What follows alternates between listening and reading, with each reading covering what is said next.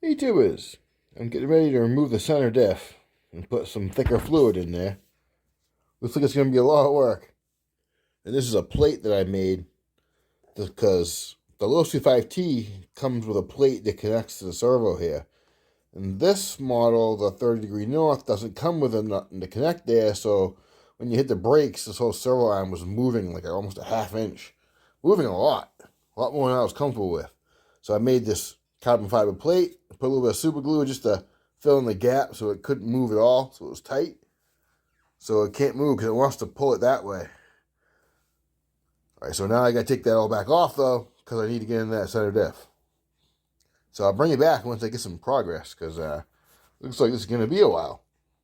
I'll be right back. Well, guys, it was pretty easy to get out. There's 4 screws in the bottom of the car to hold in these diff mounts. You undo those 4 screws, which I used this bit in my impact throw. Bada bing, bada boom. It pretty much comes right out. I did unscrew the screws that hold the servo in so I could get my homemade plate out. And yeah, come right out. So now I just got to take it apart, drain the oil out, and I'm going to put my nice new thick stuff in. I'll bring it right back. All right, tubers. I just cracked them free with this. My MIP bits, I always tell you about those things. But this handle is pretty neat, because once I get them loose, I can take my impact and I can stick it right in there. Look at that, huh? Now I get the impact, and I'll spin them out with the impact. I know you can't get the whole thing in camera, but spin it right out. Look at that. There's no thread lock or nothing on there. This is why you want to take your diffs apart. Because it's probably not thread lock, and you know, without thread lock, these things would vibrate loose.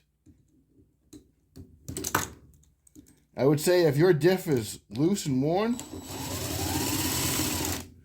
you're probably going to have, because I already had little tiny burrs on these drive cups right here from the dog bones hitting it, and it has to pull out of these discs. The brake discs have to slide off. Those burrs were catching the brake disc, so I just took a file and filed the burrs off real quick. And I've only ran this a couple times. You guys have seen it. I got probably 2 tankfuls through it. A tank and a half through it. That's it. Let's see.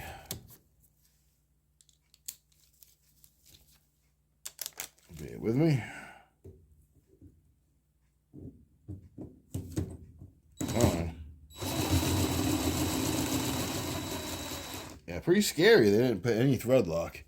So if someone didn't service their diffs, and if you just drove it, man, those things come loose. You get dirt inside there, and the dirt will grind up inside your gears, inside your diff, and you would destroy everything.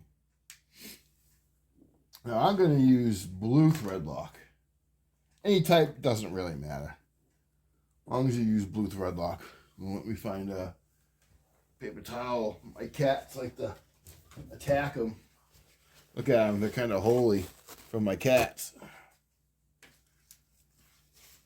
They're covered in cat fur too. Isn't that figure?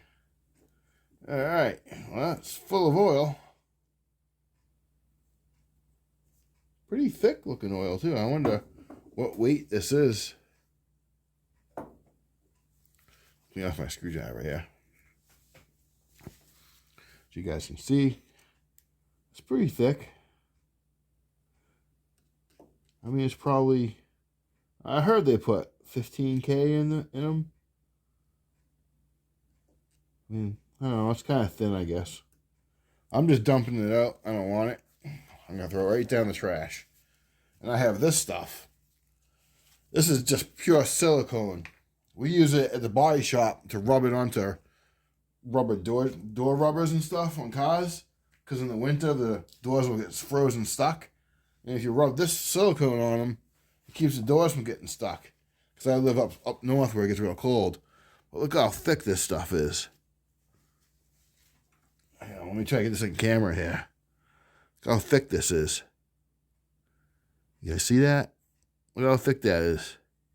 And it's 70 degrees in my house. And look how thick that is. Very, very thick. So that's what I'm putting in the diff.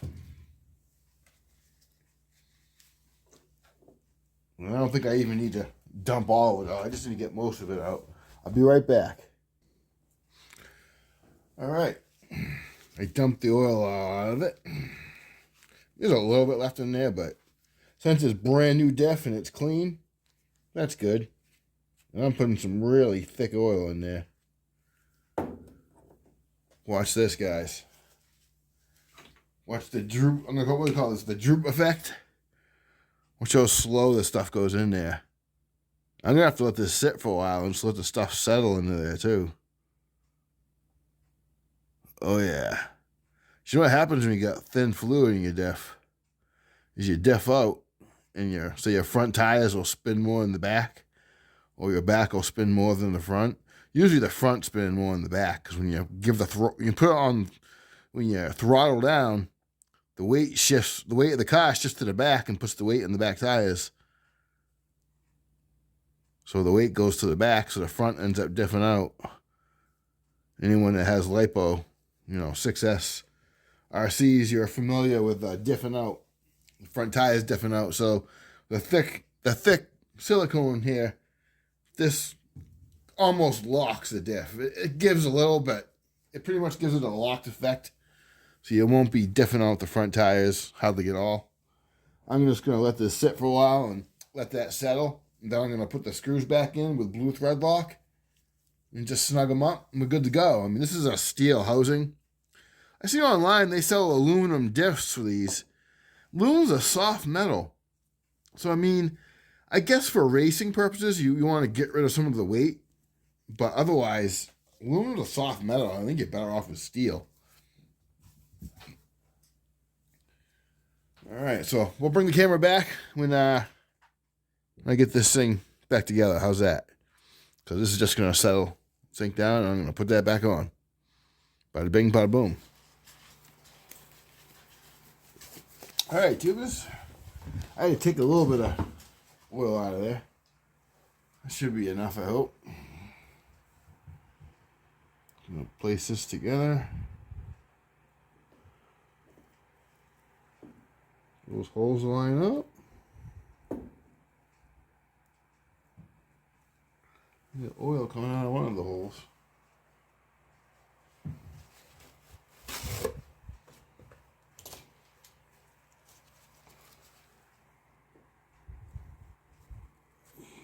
That's unfortunate. I was trying to get it so no oil will come out.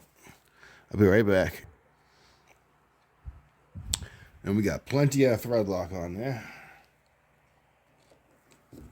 I noticed these screws are much longer than the ones that are in the rear diff. I don't know why they use short screws in that rear diff. Because I did have to change one screw because of all the 4 screws in the rear diff that I tightened up, one of them didn't want to tighten the way I like it. Meaning there wasn't much for threads in there. I really wasn't happy with it. So I took the rear diff back out. And I put a longer screw. Right about the length of one of these suckers. And I did throw a tap through it first, and I cleaned out the threads. And then I put one of these longer, I have some longer screws. The same type. So I put a longer screw in there.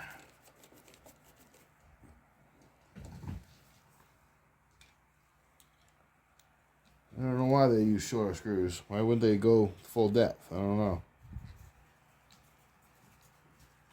And these screws say nothing on them. I don't think. I'll check the next one before I start it. I don't think there's any writing on these screws. If they were hardened screws, which they should be, they would have writing on them. Oh, they do have writing on them.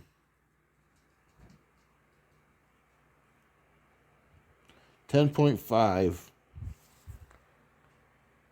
on the bottom and SCR on top. So I think that's a hardened steel screw. It's a good thing. I thought there was no writing. I was wrong. Just didn't look good enough. See, I'll bring this back when I get this all tightened up. Okay? Alright guys, all done. All tightened up. And I did notice this is a 58 tooth spur. I think the tooth on the clutch would be a 21, but I'm not positive. So basically, this sits in there like this, and then this goes here.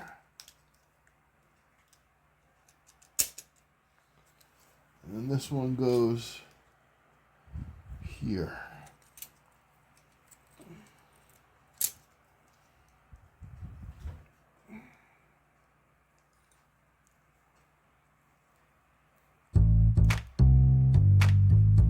All right.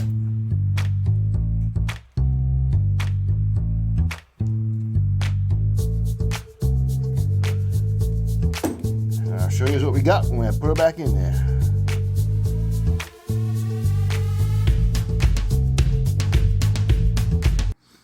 Tubers, we're done. Back together. It was actually really easy. Surprisingly. The front diff, I think the stock fluid's fine. I kind of want to put thread lock on the screws. But I'm going to leave that for another day. Because I do want to get aluminum braces for up here. I'm going to replace this brace, this plastic one, and this plastic one with aluminum ones. Because I want to strengthen the front end of the truck. In case you ever would have hit nothing, you know, you want it strong. You can't replace everything with aluminum. Well, you can. A.K.A. the billet beast. Which is all dusty. I gotta give them a wash. I had to move them off of the wall over there. So I mounted them over there. And then I got that one sitting right there. And so I got nowhere ready to put this but on my bench. So it's got nowhere to go unless it goes on the floor. But until next time, hopefully y'all enjoy this video. It's just a quick center diff video on center diffs. Why not, right? Merry Christmas to you all. Christmas is coming. Hopefully you all stay confident but humble. Peace. Oh, and P.S. This is Cole. Yeah, she's a little kitty cat we got. She's playing with her little elephant. She's growling and she thinks she's killing it. She's a tiny little thing. Lily pretty much fits in the palm of my hand. Her name's Cole, a.k.a. Meatball or Peanut. Yeah, she's, of course, all black. And she got double paws. She's a cutie. She likes that little elephant. They all do. Yeah, she will eat nothing but people food or canned cat food. She will not touch dry cat food. She literally was starving. You could see all the ribs in her. So I had to get some canned cat food for her. And when she gets bigger, hopefully we can nurse her on the dry cat food. But I think she's going to be a pain in the ass kind of cat, you know? So with this said, y'all stay confident but humble. And yeah, buddy, if you got cats, post down below. Love yous. Peace.